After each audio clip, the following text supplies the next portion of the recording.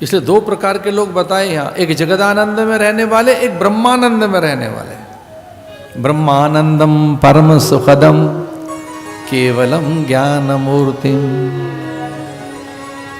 एक उनकी भी चर्चा करता है शास्त्र, जो ब्रह्मानंद में, आत्मानंद में, निजानंद में, स्वयमानंद में, रसानंद में है, उन्हें गुरु कहा गया। वो गुरु हैं। एकम नित्यम विमल वचनम सर्वधि साक्षी भूतम भावातीतम त्रिगुण रहितम सद्गुरुम तन्नमामि। जो जगे हुए महापुरुष हैं किस में रहते हैं? ब्रह्मानंद में। ब्रह्मानंदम परम सुखदम। सामान्य मनुष्य रहता है जगदानंद में, जगत के विषयों के साथ। आओ थोड़ा आगे बढ़े, जीव उसे कहते हैं जो विषयों के साथ है और विषय रस को ही वो चाहता है। जीव की कुछ और मांग नहीं है, विषय रस है, वो विषयों के रस के पीछे है। तो सामान्य जीव कौन? जो विषय रस के पीछे है। इंद्रियां जिस रस को ढूंढ रही हैं, उन्हें चखता मन है, भोगता मन है। तो जीव किसे कहेंगे? जो मन के साथ है।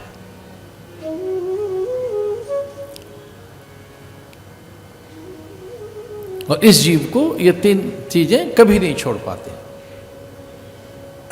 पहली आदि दैविक, दूसरा आदि भौतिक, तीसरा आध्यात्मिक। ये तीन क्लेश उसे कभी नहीं छोड़ पाते। इससे जीव दुखी है। मां दुखी है, बच्चा पैदा करते समय बालक तो रो ही रहा है। रोते बालक पर किसी का ध्यान नहीं गया कि जगत में आने पर ये रोदन क्यों है, प्रमोदन क्यों नहीं है, उल्लास क्यों नहीं है। बालक रो क्यों रहा है? रोता तो आदमी तब है जब कोई कष्ट होता है। मां को तो कष्ट है ही, पर संतान को भी कष्ट है।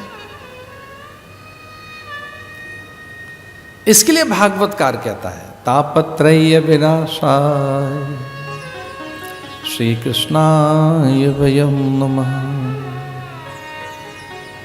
पहले श्लोक में एक बड़ी विलक्षण बात दिखती है महर्षि वेदव्यास की। वो प्रणाम करते करते कहते आओ मिलके प्रणाम करें, जबकि वो अकेले थे। कोई एकांत में खड़ा हो और वहां कोई ना हो। और हिमालय में ऐसा ही तो था। आप सबने और हम सबने, पता नहीं कितने लोगों ने वो व्यास गुफा देखी तो है बद्रिकाश्रम के ऊपर। वहां जब वो अकेले थे महर्षि वेदव्यास और कोई नहीं था उनके पास, तब उन्हें ऐसा लगा पूरी दुनिया उनके साथ है। आओ आओ मिलके प्रणाम करें, वयम नमः। इसका अर्थ है कि भागवत सबके लिए है, ये सबके लिए है। आओ मिलकर प्रणाम करें और इस दुख के निवारण का उपाय ढूंढें।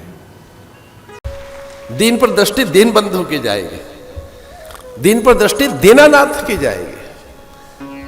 संसार की दृष्टि नहीं जाती वहां। आश्रम एक दीख मग माही, खग मृग जीव जंतु तह नाही। गौतम नारी श्राप बस उपल देह धर धीर। चरण कमल रज चाहति कृपा करो रघुवीर। पूछा ये है कौन? एक शिला सिसक रही है, इसमें रोदन है, संवेदनाएं हैं, इसमें प्रार्थना है, इसमें करुण पुकार है।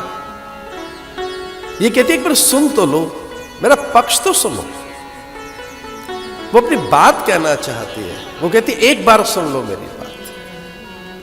एक शिला, एक चट्टान है वहां जो बोल रही है वर्षों से, कह रही है मेरी बात सुनो, मुझे त्यागो मत, मुझ पर दोष मत मढ़ो, मुझे पापनी मत कहो, मैं कलंकिनी नहीं हूं, मेरा दोष नहीं है, मुझसे भूल नहीं हुई है, मैंने कोई अपराध नहीं किया,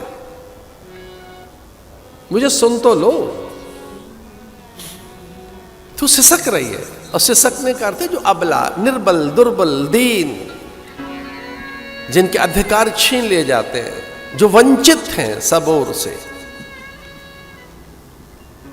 अपनी सुविधा के लिए हम भले ही कुछ कहें, हम क्षमा मांगेंगे। दलित का अर्थ यही है कि सब तरह से जिसे दलित कर दिया गया है, हेय कर दिया गया है। देखिए, महापुरुषों की दृष्टि गई, इस देश में एक दृष्टि आई। महात्मा गांधी ने एक दृष्टि दी, कहा ग्रामोदय, भाई गांव में चलो। विनोबा ने कहा नहीं, सर्वोदय। एक नई दृष्टि आई, अंत्योदय, अंतिम व्यक्ति के उदय की ओर चलो, अंत्योदय। जो बिल्कुल पंक्ति में पीछे खड़ा है, वहां उसकी भी सुध लो। ऐसा नहीं, विचार आए तो है। ये ग्रामोदय, सर्वोदय, अंत्योदय, एक और कहना चाह रहा था, वो आप अपने लिए करो, आत्मोदय। अपनी आत्मा का प्रकाश पैदा करो, आत्मोदय। राइज कीजिए एंड वॉइस रेज कीजिए। वॉइस रेज करना सीखो, बोलना सीखो, उससे बात करना सीखो, संवाद करना सीखो उससे। ये बहुत